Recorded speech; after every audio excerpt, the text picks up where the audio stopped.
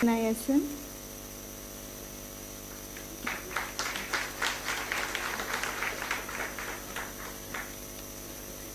It is said that success is where preparation and opportunity meet.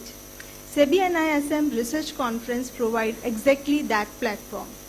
This annual conference has been a part of our institution from the last 5 years. It has been a great medium to involve people from academia and markets and MIIs. And this inclusion not only increases mutual respect amongst people, but also makes the research work more comprehensive. Topic of present conference is Sustainable Finance, the Way Forward. In an era defined by economic dynamism, understanding the significance of continuous investment and its impact on long-term growth is paramount. Let's delve into the key aspects that shape our financial landscape and the role sustained capital formation plays in fostering a robust and resilient economy. In the coming 2 days, we will be dealing with various aspects of such an important topic. As we engage in discussions and share ideas, let us remember that the discussions we have during this conference will have the potential to bring a big change. We have the privilege to have esteemed speakers in our midst whose insights will further illuminate us regarding the topic. Before beginning, I would like to thank all the dignitaries for taking out their precious time out and making to this event. Without taking much time now, I now invite Mr. Ashwini Bhatia, Director NISM, for the opening remarks. Mr. Bhatia took charge as a whole-time member SEBI in Mumbai on June 1, 2022. Prior to this assignment, he held the position of Managing Director, State Bank of India. He handles the Department of Debt and Hybrid Securities, Corporate Finance Investigation Department, Corporation Finance Department, General Services Department, Regional Offices, PQ, RTI, and Board Cell in SEBI. He comes with an experience of over 3.5 decades in the State Bank Group. He has wide experience in treasury operations, retail banking, credit, investment banking, and asset management. Sir, we are eager to hear your thoughts, please.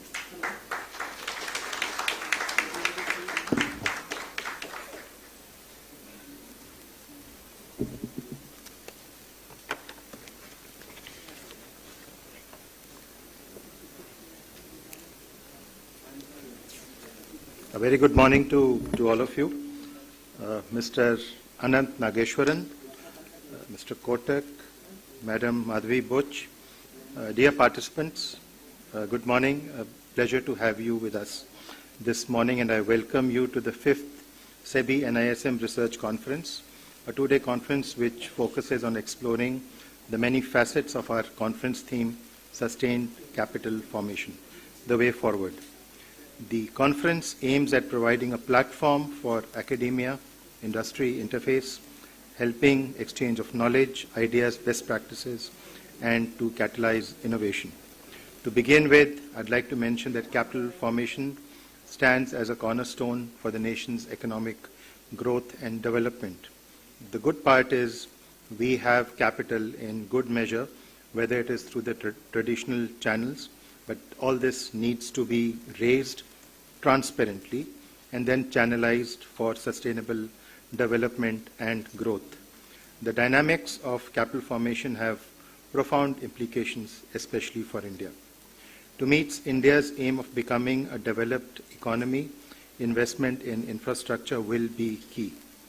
Substantive development will require investment in all forms of infrastructure: physical, digital, social, climate. The budget estimates for 24-25, the capital outlay for infrastructure is expected to increase by 11% to 11 lakh crores, which this amounts to 3.4% of GDP. Going forward, India will also need to spend more on infrastructure, which according to estimates stands at 8 to 9% of GDP. It's clear that the demand for funds far exceeds supply. With government funding nearly 70% of infra projects, it's expected that going forward, private capital and investment needs to contribute a higher proportion of the total funding that is needed. This is easier said than done, in order for private investments to flow, we need more depth in bond markets, including municipal bonds and infrastructure investment trusts and REITs to supplement the equity markets, which we think is very well developed. We also think going forward, more and more population of the nation will move to urban areas. It's imperative that the municipal bond market grows. We have seen great traction in the InvIT and the REITs market. Another source of funding will have to come from the financialization of household savings.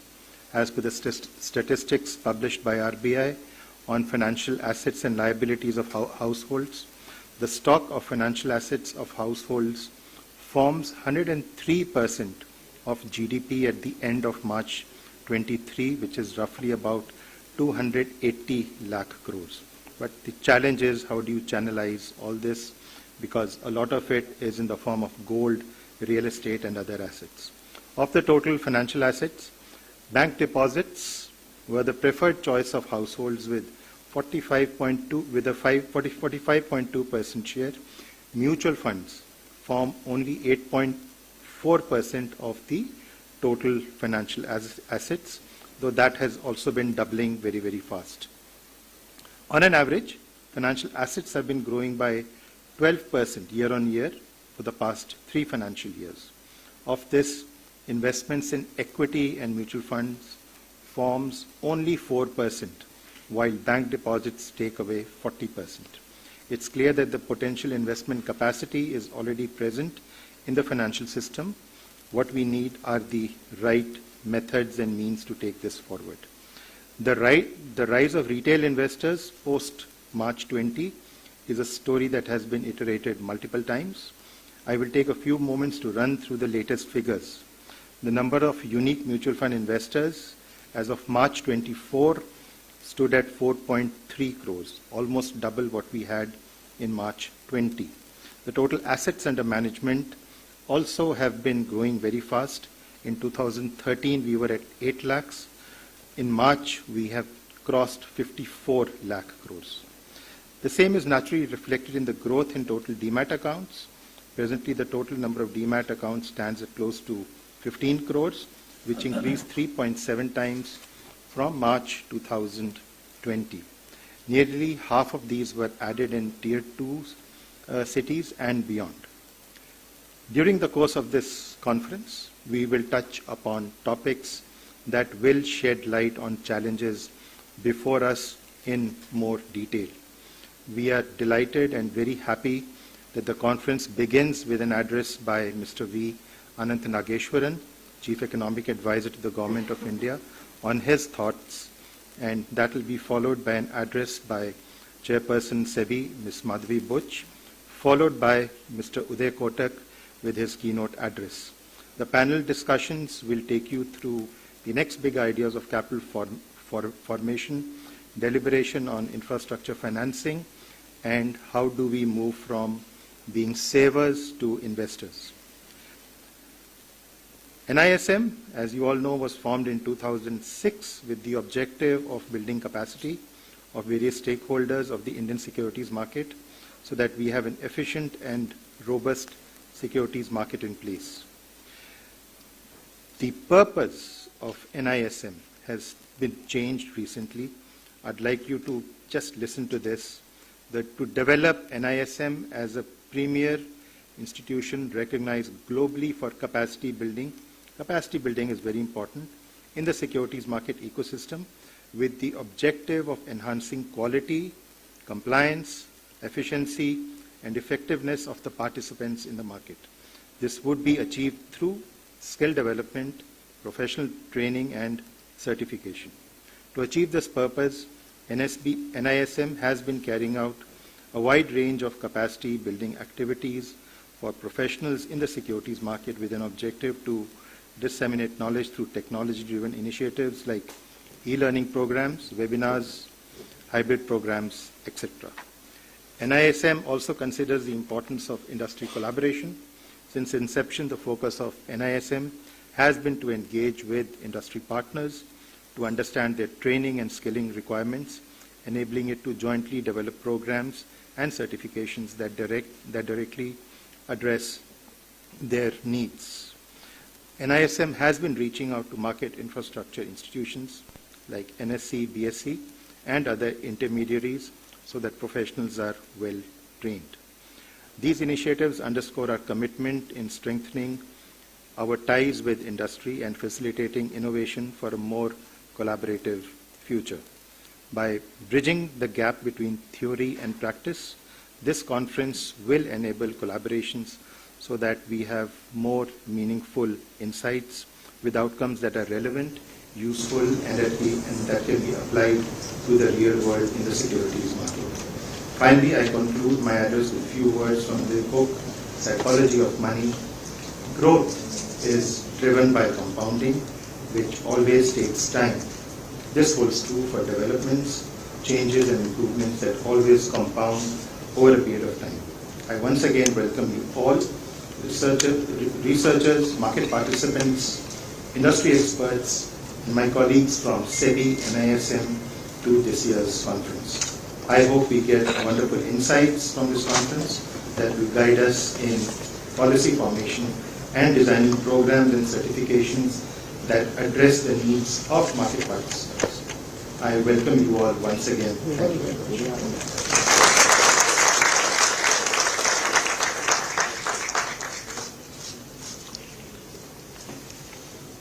Thank you, sir. It was so pleasant to hear you today. Shri Anantha Nageswaran is the chief guest today, and we are excited to hear some words from him. Instead of his tiring busy schedule, he agreed to be with us today. We are grateful to him for the same. Being appointed Chief Economic Advisor in January 2022, Dr. Nageswaran is a writer, author, teacher, and consultant. He has co-authored 4 books. He has taught at several business schools and institutes of management in India and in Singapore. He was the Dean of the IFMR Graduate School of Business and a distinguished visiting professor of economics at Kriya University. He was one of the founders of Avishkar Venture Capital Fund and the Takshila Institution. He was a part-time member of the Economic Advisory Council to Prime Minister from 2019 to 2021. With that, I invite Mr. Nageswaran to kindly address our distinguished audience. Welcome, sir. Thank you, Deepali. Good morning to everybody. Mr. Ashwini Bhatia, Director NISM, Ms. Madhabi Puri Buch, Chairperson SEBI, Mr. Uday Kotak, Founder Director of Kotak Mahindra Bank, Secretary of Patnaik, Chief Economist MSc, Mr. Anantha Nageswaran, SEBI whole-time member, other distinguished whole-time members of SEBI, ladies and gentlemen, it would have been my absolute pleasure to be there in person, be with you and share my thoughts. However, one thing I have learned in the last 2 years is that it has made me very philosophical. In other words, the extent of uncertainty that we face in terms of even having control and influence your day-to-day schedule is so light that one simply has to go with the flow, and nothing is certain until it is actually completed, not even when it begins. So this particular address, which I would have loved to deliver in person, was pretty much a certainty until about 36 hours ago. And then certain developments happened which required my presence unavoidably here in Delhi. And therefore, I am delivering this lecture virtually, and my grateful thanks to SEBI and NISM for organizing this virtual interaction on my part, and my apologies to all of you for not being there. When Deepali was making the initial announcement about the focus of this conference, and I had spoken at this conference, if I'm not mistaken, in 2020, I think a few weeks before COVID enforced a 2-year moratorium on many things in the world. She said sustainable finance the way forward, and that made me shudder involuntarily. because some of these words like sustainable, green, climate, environmental have all been overused to the extent that many of them have lost their meaning. They have become nice scaffolding or convenient packaging for industries, policymakers, regulators, financiers, and everybody to clothe whatever else they do in this language. And that fad and fashion, therefore, is not the subject of this research conference. According to the complete schedule I got, it is sustained capital formation, the way forward, which I like. And I was also very happy to hear from Director NISM, Mr. Bhatia, that apart from reading out the statistics on number of investors in the market, number of demat accounts, assets under management, etc. Towards the end of his remarks, he also cited one of my favorite authors and writers, Morgan Housel, from The Psychology of Money. And he did speak about the power of compounding, which takes time. And that is the key consideration that all of us attending this conference have to take away with us. Capital formation also takes time. And one of the most important ingredient of capital formation, I will come to the non-economic ingredients later, but the economic ingredient of capital formation is of course economic growth. And there is a mutually dependent and symbiotic relationship between capital formation and economic growth. Capital formation is required to generate economic growth, and economic growth in turn generates the income and savings to facilitate capital formation. That is why the economy is a system of mutual dependencies. That is why when an economy goes into a funk, you need exogenous shocks to lift it out of the funk, which normally comes from fiscal stimulus, because the fiscal authorities, given their ability to tax, or the monetary authorities given their ability to print money, or external demand, or the factors that do not necessarily fall within this closed loop system. And these are considered exogenous factors that can once in a while be applied to lift economies out of downturns. Otherwise, capital formation and economic growth are naturally co-dependent. And in this regard, we are all very happy to note that our economy is poised to grow at more than 7% for 3 consecutive years. And with some very good luck and reasonable assumptions, we might do so in FY25 as well. That would be 4 consecutive years after COVID. Not too many economies around the world have managed to achieve this feat. It is as important for us to learn from our successes as it is important to learn from failures. So how have we been able to get to these possibly 4 consecutive years of 7+? And the answer is that we did things prudently, in a calibrated manner, and did not get carried away. I have deliberately chosen words which apply very much to capital markets as well. Not getting carried away, doing things prudently, and knowing your strengths and limitations. And I'm talking precisely about the fiscal and monetary stimulus that were applied to the economic downturn that followed the COVID pandemic onset. Because the fiscal and monetary stimulus were measured, calibrated, and finite, it was possible for them to be pulled back. Monetary policy pulled back earlier, and fiscal policy is now pulling back very actively, as is evident in the interim budget presented for FY25, and creating fiscal space in good times, withdrawing the fiscal accommodation that was needed for 2 years or 3 years after the onset of the pandemic.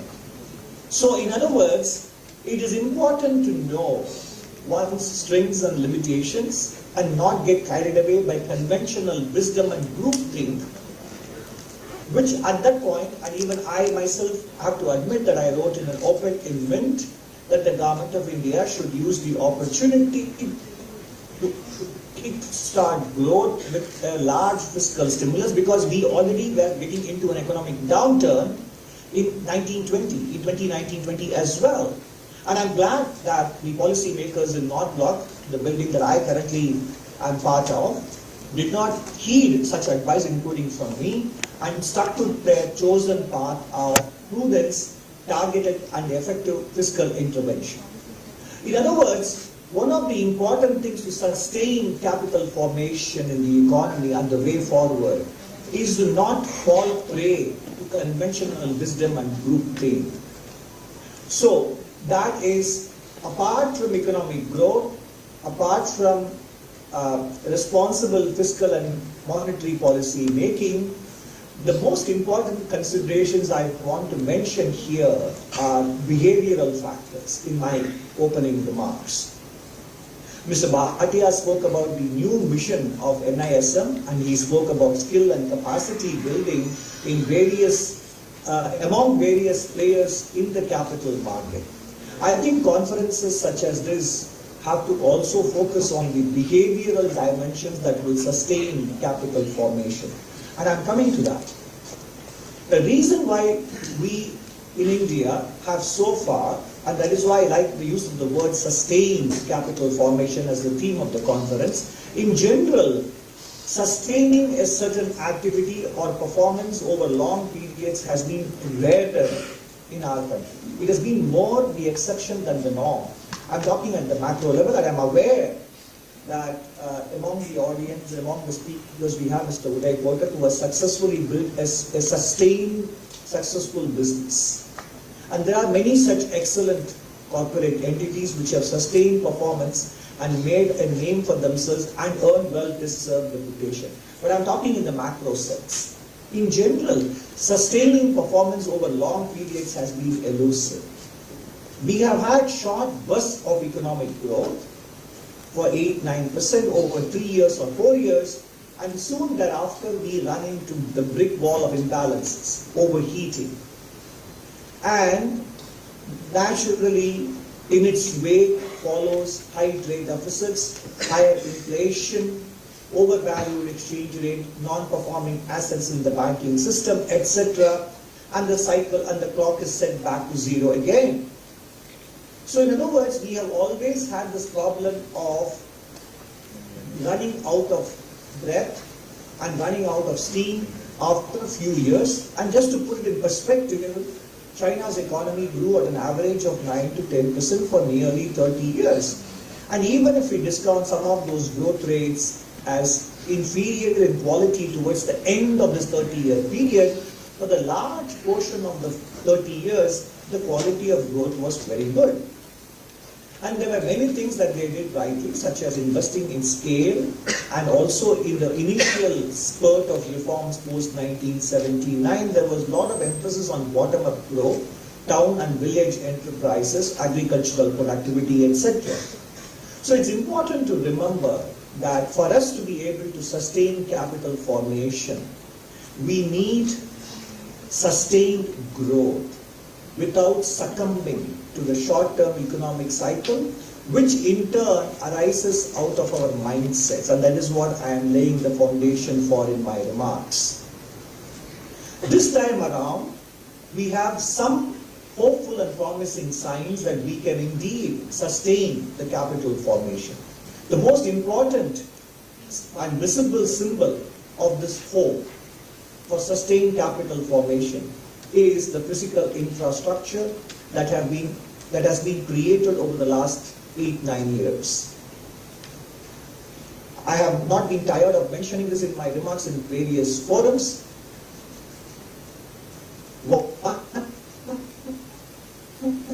Example illustrates this very way. In the last 1 decade, or even less than that, we have doubled that number. And you can look at power capacity addition, electrified railway lines, national highways built, number of educational institutions created, etc. All of them attest to the fact that India's supply side limitations have been considerably addressed, and of course that is not the end of the road, it is a journey, because an economy that is graduating from poverty to underdeveloped to lower middle income status towards middle income and upper income status will continue to require the creation of infrastructure. But more important thing is the mindset shifted to realizing, accepting and acting on the importance of supply side constraints being relieved, which is what we see manifest in the physical achievements of the infrastructure that have been created. The second reason to be hopeful about is, of course, the creation of the digital infrastructure. And it is not just about being able to undertake transactions for small sums of rupees electronically without carrying a wallet. More importantly, it is a step forward. It is a pathway to financial inclusion, to formalization and market access. Not financial market access, that is important, that is why I said financial inclusion, but market access in a broader sense for one's products and services without having a large presence, physical presence. Even small businesses today can aspire to tap the local markets in the country and possibly even global markets with their presence in the digital marketplace. That is a very important development. And the third ingredient for us to be hopeful about sustained growth and sustained capital formation is the fact that our corporates and our financial institutions have come out of their balance sheet troubles and they are in the pink of health. And they are therefore having the risk appetite and the capacity to be able to borrow and lend respectively. These are the three important physical signs or indicators that give us optimism and hope about sustaining capital formation.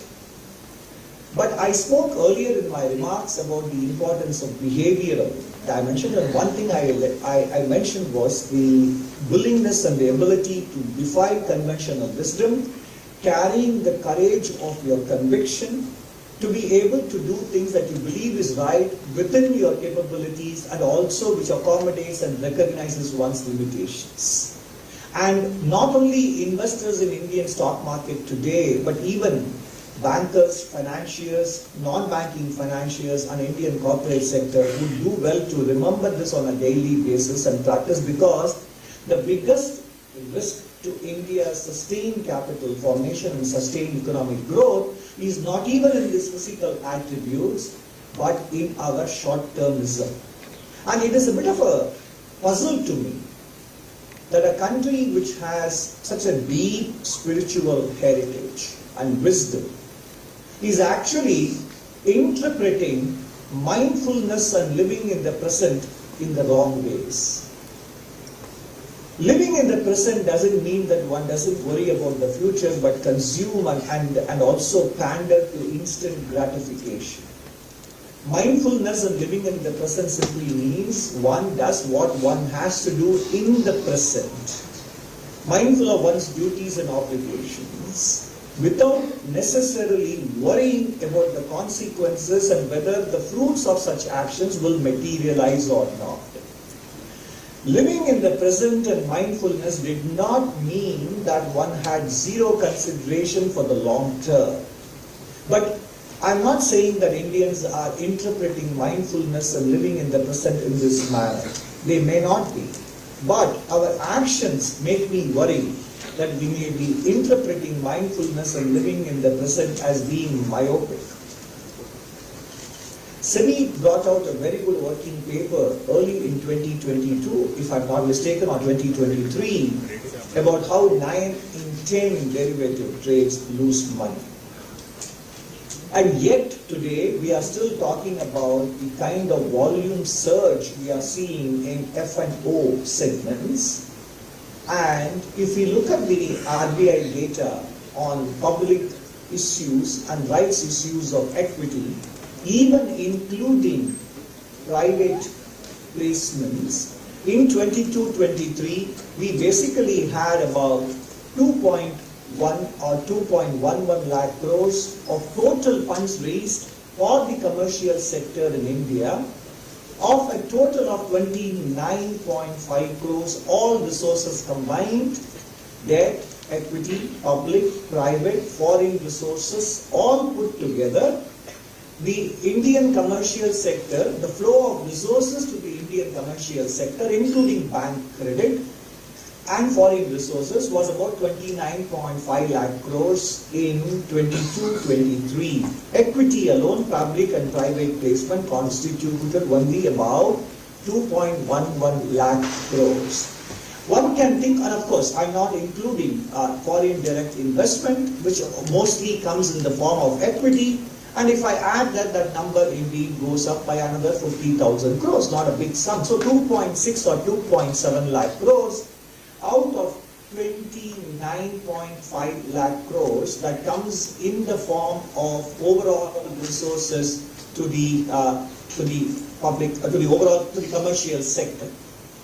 I beg your pardon. I think the foreign direct investment translates into a figure of 3.35 lakh crores and not 50,000 crores. So I'm talking about 5.5 lakh crores out of about 29.5 lakh crores, which probably come in the form of equity. And that is still a ratio of 1:4 or 1:5, if we can very loosely talk in terms of the equity debt mix of all resources that come to the Indian commercial sector. And this number, from a macroeconomic perspective, is probably on the lower side in terms of the equity debt balance. So what is needed in terms of the mindset is to be able to focus on long-term equity capital formation in the country. And for that, I think it is important, it is not just the regulator, but also the market participants, including investors, realize that the regulator is not somebody who needs to be tolerated, but who is providing the correct counterbalance or corrective to this instant gratification or myopia, which, with few exceptions, is the dominant sentiment, especially during optimistic times. Somebody, basically, even in temple chariot rides, some of you who have seen those festivals, there is always somebody who has to make sure that the flow and the pace of the chariot movement has to be moderated and managed over time if the chariot has to complete its entire journey around the temple. Otherwise, there will be disaster. So right now, what we have, both in terms of mindsets and in terms of public reactions, there is a certain adversarial attitude that we adopt vis-a-vis regulators. Yes, there can always be a dialogue, discussion, differences with respect to specific measures. But the underlying focus that the regulators have, which is to ensure that we stay stronger for longer, rather than get caught up in the immediate euphoria of our growth rates and market valuations, and also try to make instant profits, and that is what the rising exposure of even small investors in the F&O segment signal to me, and that is a worry. Because we don't want to go through boom and bust cycles again and again and again.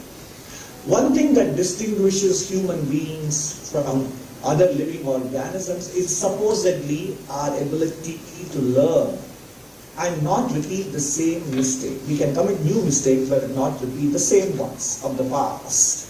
And therefore, my submission that conferences of this nature have to focus also on how do we inculcate, or NISM, how do we inculcate capacity building in terms of the mental attitudes that are needed to sustain capital formation.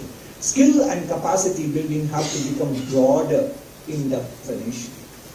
Let me turn to one last remark on what else is needed. While I have spoken at length on the mindsets that are needed to sustain capital formation, we should also remember that ultimately our work and our preparations for sustaining capital formation has to be based on empirical analysis.